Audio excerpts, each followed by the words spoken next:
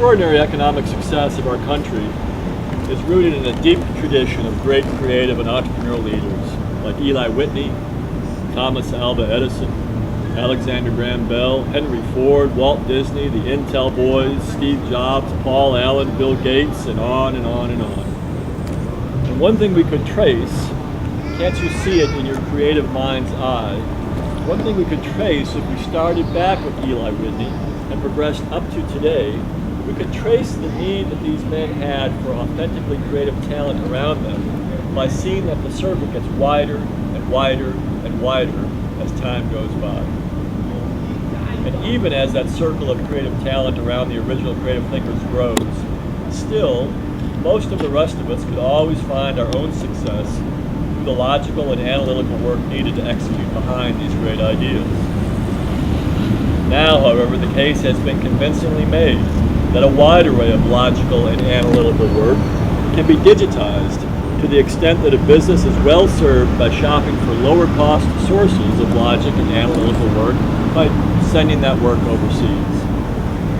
So that leads me to conclude that we can only continue to be one of the world's leading economies when we grow determined to dramatically expand that circle of entrepreneurially creative work, so that a larger and larger percentage of all jobs in all of the companies become defined by their creative content. And that means that each of us must become more adept at creative insight and intuitive thinking. Back in the days when Bush was running against Kerry for president and technology outsourcing was becoming an interesting political topic, I discussed it with my class at Duke.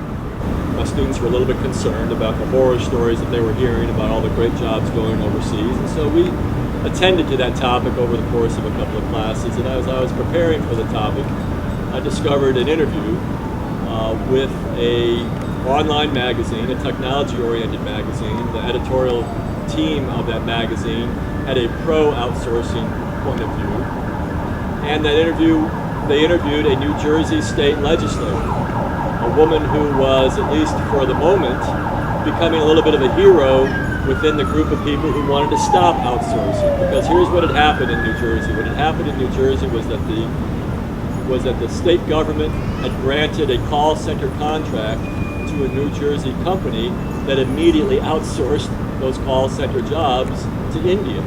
And the legislators were furious that New Jersey taxpayer money was going to pay the salaries of call center employees in India. And so this woman, this New Jersey state representative, proposed and sponsored legislation that would have required that they not only bring those call center jobs back, but would have prevented any state contract from being subject to outsourcing.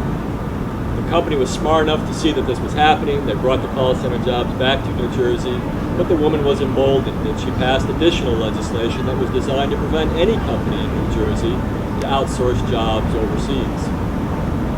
So she was being interviewed by this magazine that had the point of view that, again, was in favor of outsourcing, and that proposition that they were in favor of outsourcing was captured by this interview where the gentleman proposed to the woman, the New Jersey legislator, that once upon a time America had been an agricultural economy, and that we evolved into a manufacturing economy, and that was good for us as a nation. Those were better jobs, those were higher paying jobs, those were jobs that provided freedom and flexibility.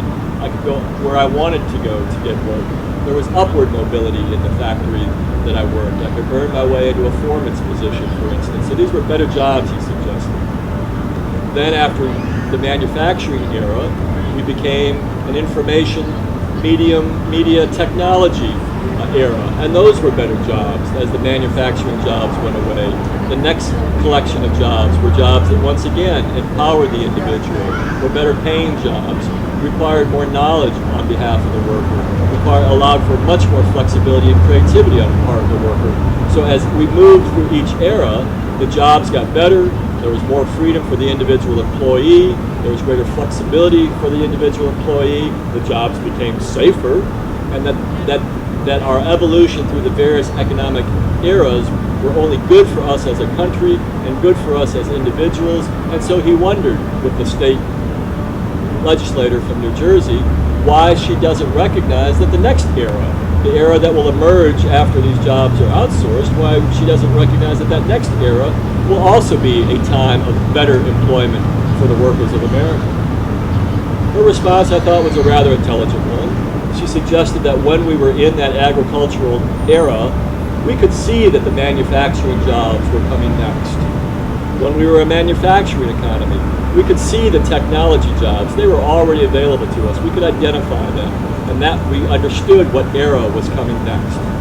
So she suggested to the interviewer that she would be prepared to buy into his proposition that we should have faith that the next era will be a better era for us if he could tell her what comes next. If we lose all the technology jobs, what comes next? And I remember reading this while I was in my home office. My dogs were at my feet.